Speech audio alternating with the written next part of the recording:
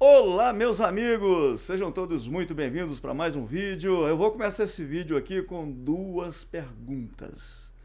Eu queria começar com duas ironias, mas achei melhor não. Duas perguntas. Bolsonaro é o salvador da família? Ele representa a família cristã? Lula é o homem do mal que quer destruir a família brasileira? Vamos ver aqui nesse vídeo, tá bom? Vamos ver um comentário aqui, uma entrevista no UOL.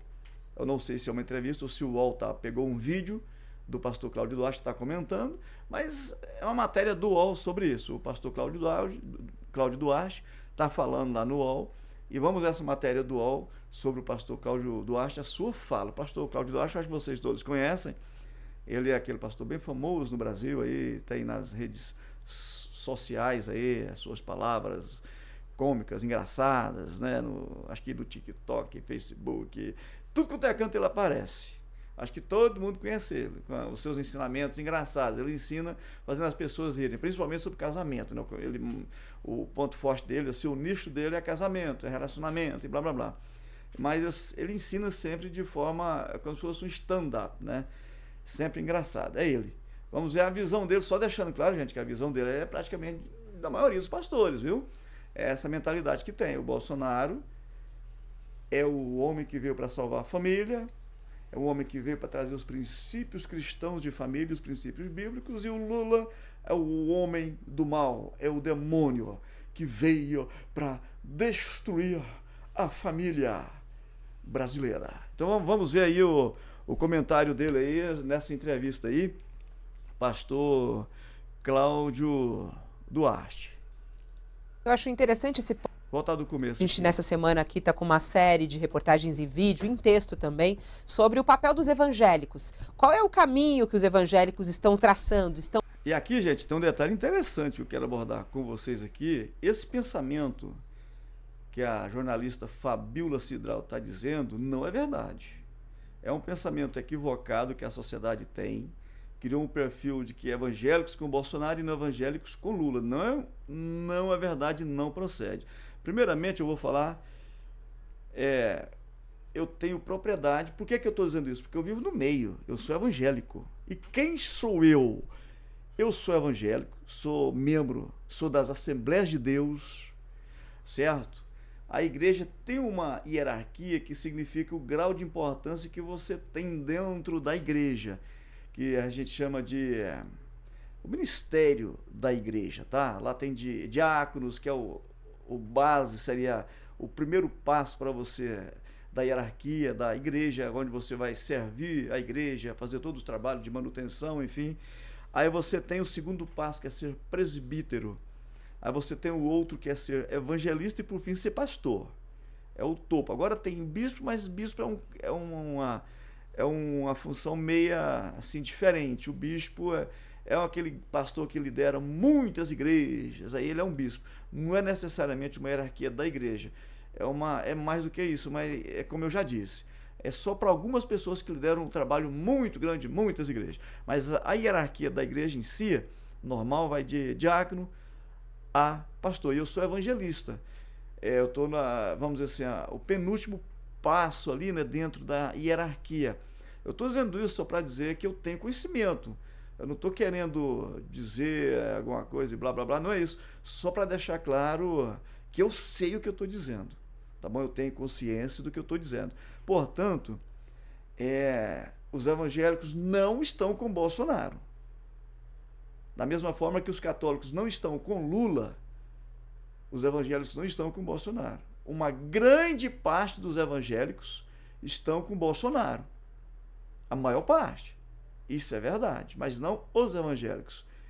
Tem um percentual, eu imagino, na minha visão, e também as pesquisas mostram isso, que uns 30% dos evangélicos não apoiam o Bolsonaro. Esse percentual é menos no meio dos pastores, mas ainda lá tem um grande número de pastores que não apoiam o Bolsonaro. Esses pastores são calados, são cerceados o direito dele de manifestação. Eles perdem cargo, se complica no meio da igreja, então eles se sentem coagidos a passar um zipinho na boca, né? Mas tem muitos, eu conheço muitos. Como eu sou uma voz espontânea que falo, não tem problema para ninguém, que eu não dependo de igreja, não ganho um centavo de igreja, eu sou livre, eu me manifesto abertamente e eles veem em mim, naturalmente, apesar de eu não ser nada na igreja em si, nada de importante, né? Apesar de eu conhecer todos os meandros da igreja, eu não sou ninguém importante, de destaque, mas ainda assim eles, na ânsia de se desabafar, eles veem em mim esse ouvido para ouvi-los. Então são muitos pastores que conversam comigo no afã de desabafar, dizer para mim coisas que eles não podem dizer abertamente. A liderança não pode saber dessa posição deles. Mas eu, como não tenho rabo preso com ninguém, não ganho nada de ninguém, eu falo abertamente, tenho minha posição. Eu perdi. Eu sou engenheiro de som, hoje eles não me contratam mais para trabalhar com som por causa disso. Seria muita coincidência. Ninguém me falou o que é, mas é muita coincidência, né? Mas enfim, eu não tenho rabo preso com ninguém. Mas eu sei. Então eu estou falando do que eu sei. Uma grande parte de pastores, uma grande pequenininha no sentido de ser majoritário ou não, é minoritário, mas tem muita gente. E no meio da igreja eu chutaria aí uns 30%, o que as pesquisas corroboram, né? Então, assim, a maior parte dos evangélicos apoiam o Bolsonaro, mas não é tudo, tá bom? Só deixar que esse pensamento está errado. Tomei um tempo maior aí, mas acho que é interessante isso. Não é fato que os evangélicos apoiam o Bolsonaro. Dito isso, vamos seguir com o vídeo então. Estão seguindo. E a gente ouviu um pastor que é super pop, né? O pastor Cláudio Duarte.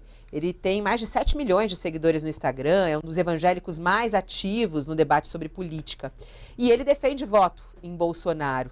E ele se classifica como um religioso bem moderado, longe do radicalismo. E ele explicou por que ele é Bolsonaro. Vamos assistir.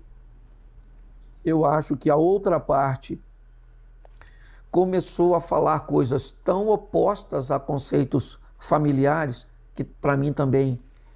A outra parte aqui é natural. Ele é um pastor bem educado, um pastor polido, né? Ele não vai ficar expondo nomes de ninguém. Essa posição dele, ele é radical nela, porém um radical comedido, pelo princípio, pela educação que tem, né? Então ele disse o outro lado. Naturalmente ele está dizendo do Lula. Ele está dizendo do Lula. Começou a falar coisas tão opostas a conceitos familiares.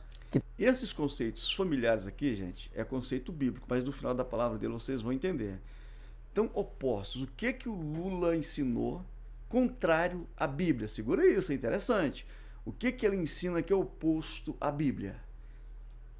E para mim também é bem extremista. Eu acho que nós vivemos um efeito meio que elástico puxado. Gente, quem souber aí o que o Lula ensina que é contrário à Bíblia, você que conhece o Lula, conhece seus ensinamentos, conhece a Bíblia, mostra aí. É interessante, mostra. Né? Vamos fazer uma discussão em torno disso, porque é muito comum as pessoas falarem só por falar. O que o Lula fala que é contrário à Bíblia? Põe aí. Deixaram tanto para trás, porque quando soltou foi muito para frente. Então tem uma série de coisas que eu ouço falar contra famílias, contra uma série de... Interessante aqui que contra a família que ele diz aqui, uma das coisas, isso é muito interessante, é o ensinamento nas escolas, ensinando meninas e meninos se livrarem de pedófilos.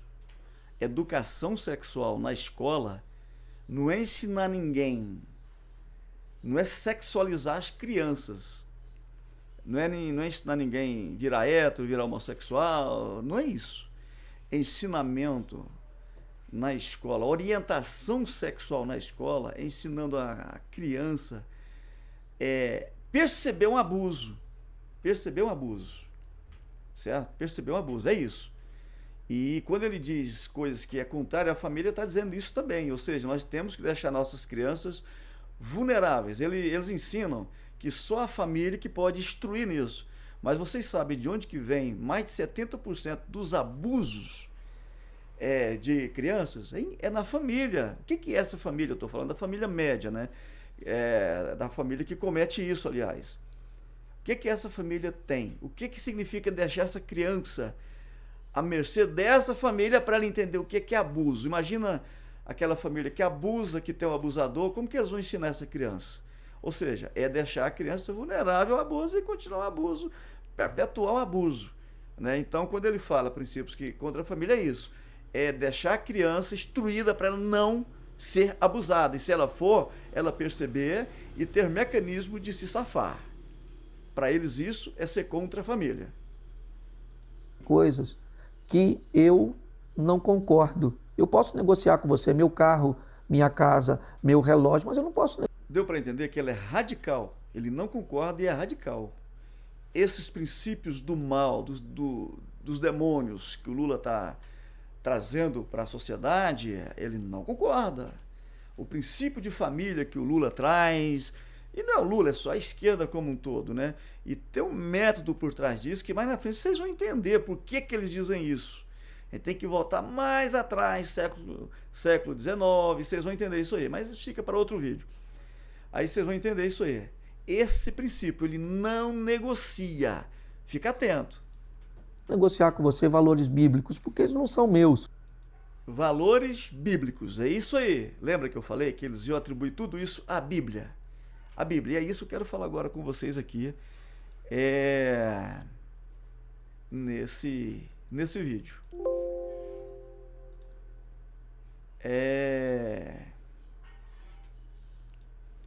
Pois bem, família cristã, princípios bíblicos. Um defende o Bolsonaro, é o homem que veio para defender, e o outro é o do mal, que veio para destruir. Vamos fazer uma análise, então, já que ele citou que é Bíblia, uma análise bíblica. Se alguém viu uma referência diferente, que contradiz essa que eu vou dizer, que prova o contrário, que o Bolsonaro está certo, põe aí, gente, é interessante isso. Põe aí. Eu estou falando com propriedade, que eu sei, conheço a Bíblia, né? O suficiente para saber isso. Mas se alguém acha que tem, põe aí. Bora lá então. A Bíblia diz em Malaquias, para não tomar tempo, eu não vou caçar, pôr a letrinha aí, babá, mas a Bíblia diz no livro de Malaquias, que por sinal é o último livro do Velho Testamento, foi escrito por volta de 2.700, 2.500 anos atrás, em torno disso. Lá no livro de Malaquias diz que Deus abomina o divórcio. Antes de qualquer coisa, gente, eu quero dizer aqui uma coisa interessante. Eu estou dizendo esse comentário não que eu ache que esse princípio é interessante para votar no presidente da República. Ao meu ver, não diz respeito. O fato do Bolsonaro ter separado tantas vezes não significa que ele é um ótimo ou um ruim presidente. O fato do Lula nunca ter divorciado não significa que ele seja um ótimo ou ruim presidente. Não diz respeito. A vida pessoal não tem nada a ver com o cargo de presidente, nada a ver. O cara na intimidade dele, na vida pessoal dele, ele é o que ele quiser. Ele pode ser casado, pode ser um bigâmico, um trigâmico, ele pode ser solteiro. Não diz respeito. A vida pessoal dele não diz respeito. Ele pode ser namorador, paquerador, pode ser hétero, pode ser homossexual. A vida pessoal não diz respeito ao cargo. Então, para mim, é uma discussão boba, nula, que não tem nada a ver com discutir voto a presidente, tá? Mas como eles alegam isso como um fator essencial para se votar no presidente, então é a partir disso que eu estou dizendo, tá bom? Entenda bem isso. É a partir disso que eu estou dizendo. Uma outra coisa, eu creio em Deus, eu sou um crente. Portanto, se você é ateu, também não tem nada a ver, não diminui a importância desse debate.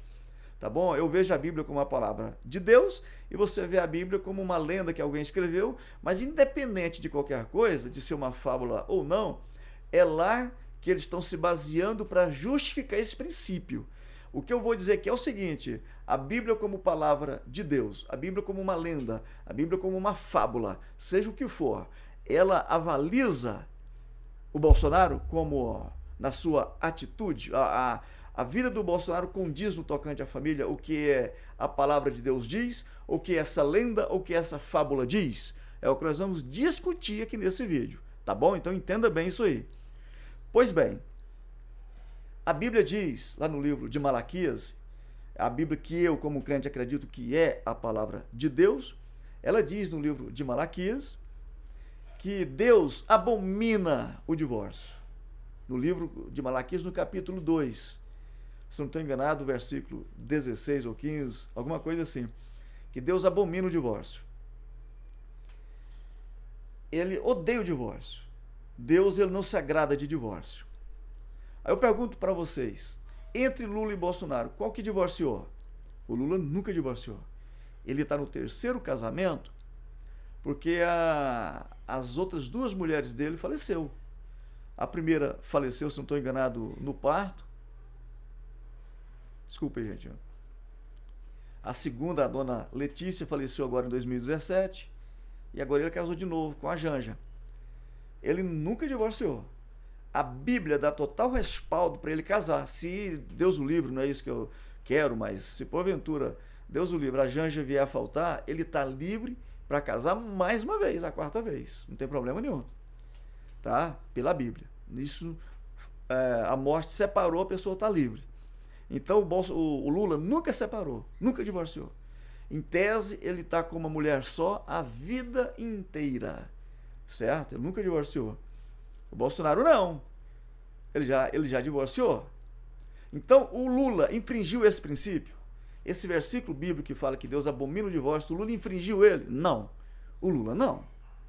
O Bolsonaro sim, porque ele já divorciou não sei quantas vezes. Esse casamento é o terceiro ou quarto, eu não sei bem, mas ele já divorciou. E não foi uma vez. Então, se a Bíblia diz que Deus odeia o divórcio, a Bíblia condena o divórcio, se ele divorciou, então ele não está enquadrado no princípio bíblico. Não está. A partir desse princípio, quem é que está enquadrado? O Lula ou o Bolsonaro? Quem é? Veja bem, mas não para por aí não. No mesmo livro, um versículo lá também anterior, junto lá, diz que Deus condena a prática do cara casar com a mulher novinha, ele é novinho, casou com ela novinha, aí faz ali o pacto de fidelidade e tal, aquela coisa. Só que a tendência da mulher, ainda hoje, a mulher acaba um pouco menos que o homem dentro da normalidade. Existem exceções, mas ainda como ainda a diferença no trato, a mulher ainda é muito discriminada, essas coisas todas aí, leva a mulher a se desgastar um pouquinho mais rápido do que o homem. Mas no passado era mais. Então o caboclo casa, promete fidelidade àquela mulher linda que ele está casando, aí quando vem o desgaste do tempo, ele mete o pé na bunda e casa com outra novinha. Então a Bíblia condena essa atitude também no livro de Malaquias. A Bíblia fala lá, o profeta falando como se fosse Deus, né? Deus falando por meio do profeta, que ele abomina essa prática. Ele abomina você desprezar a mulher da tua mocidade. Ele fala, não desprezes a mulher da tua mocidade. Mais uma vez, o Lula desprezou a mulher da mocidade dele alguma vez? Ele separou da mulher quando ela ficou velha, separou, não quero mais, e casou com a novinha? Não. Primeiro que ele nunca divorciou, por si só aí já mata. Mas ele nunca fez isso. Ele casou com a Janja, muito mais nova que ele, 20 e tantos anos, uns 25 anos mais nova que ele, mas é porque ele estava solteiro, viúvo. Ele nunca divorciou. Uma coisa é você desprezar a mulher da tua mocidade, outra coisa é você estar livre para casar e casar com uma mulher novinha. São coisas completamente diferentes. Então o Lula nunca desprezou a mulher da mocidade dele. Aquela mulher que ele casou um dia, aí ficou velha, mudou, agora ele pegou e meteu o pé na bunda, trocou a mulher já com traços de ruga, com traços de experiência, trocou por uma novinha. Ele nunca fez isso. Então, esse quesito, o Lula também nunca infringiu ele. O Bolsonaro fez isso? Precisa de responder? Precisa. Quantos anos que a Michelle é mais nova que ele? Acho que uns 30, não é? Pois é. E ele vem de uma mulher que faleceu, ficou viúvo? Não. Ele divorciou. Ele trocou a mulher da juventude dele, quando pegou traços de ruga, por uma novinha. Então também ele infringiu esse quesito também. Isso é Bíblia. Eu estou citando Bíblia. Eu não estou trazendo a minha interpretação. Não é. Não é minha interpretação. Eu estou trazendo Bíblia. Bíblia, tá? Estou trazendo Bíblia.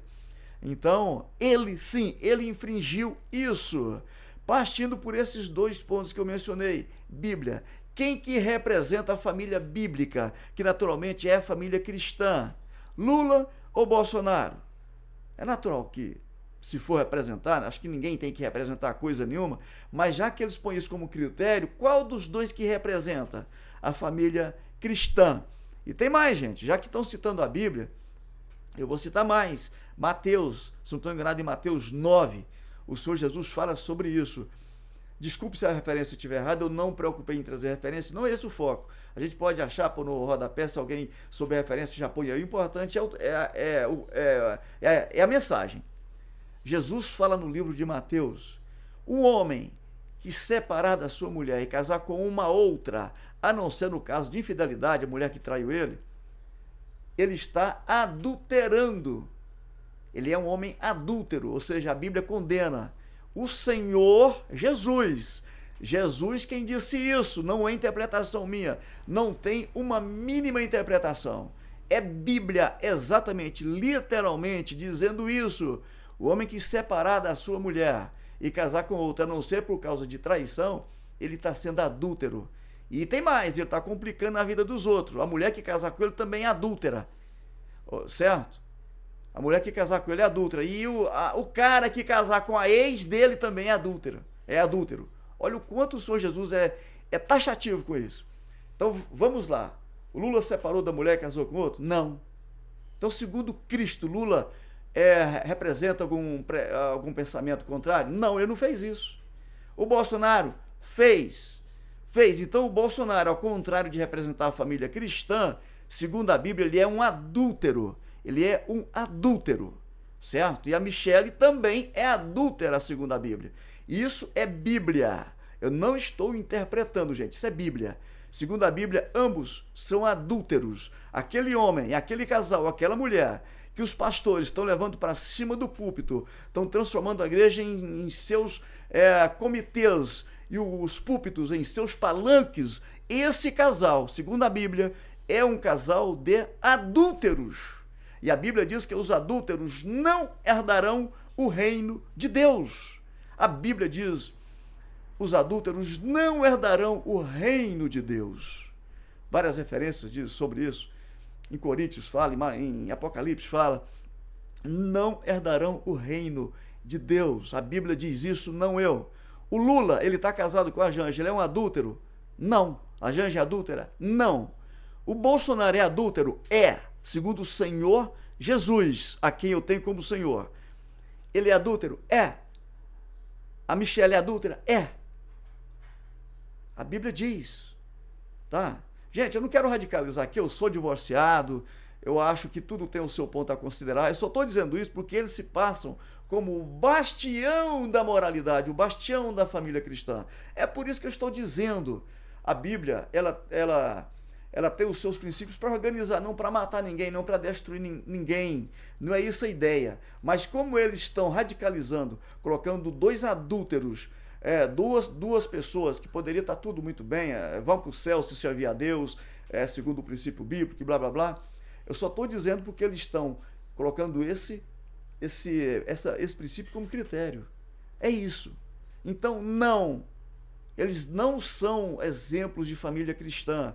Não são exemplo de família bíblica. O contrário, se for considerar como eles querem radicalizar a Bíblia, como vocês bem viram, é o Lula que representa a família cristã.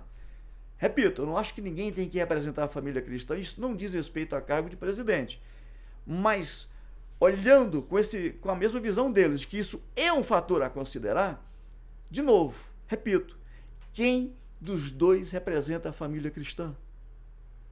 E com essa pergunta eu encerro. Quero pedir vocês aí que se inscrevam no canal, deixem o joinha, clique no sininho, vamos estar junto. Comenta aí alguma coisa, gente, fica à vontade, tá? Só vamos evitar xingamento, porque xingamento não edifica em nada. Comenta aí, fica à vontade, o que é que vocês acham, deixe de achar, tá bom? O espaço está aí para isso, vamos estar interagindo e crescendo o nosso diálogo aqui, tá? Então é isso, gente, até o próximo vídeo e vem comigo!